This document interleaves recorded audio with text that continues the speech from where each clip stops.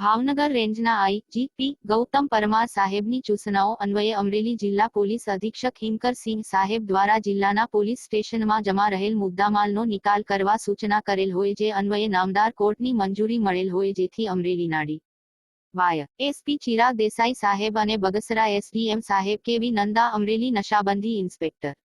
એમ.બી. સોલંકી સાહેબ બગસરા પોલીસ સ્ટેશનના પીઆઈ એમ.ડી. સાળુકે સાહેબ તથા વડિયા પોલીસ સ્ટેશનના પીએસઆઈ કે.એલ. ગળચર સહિત અધિકારીઓ પંચોની ઉપસ્થિતિમાં વડિયા તાલુકાના અરજણસુપ ગામ નજીક વિદેશી દારૂના જથ્થા ઉપર બુલડોઝર ફેરવી નાશ કરવામાં આવેલ છે ત્યારે વડિયા પોલીસ સ્ટેશનમાં જુદા જુદા પ્રોહીના 10 ગુન્હામાં કબજે કરેલ ભારતીય બનાવટ વિદેશી દારૂ નાની મોટી બોટલ નંગે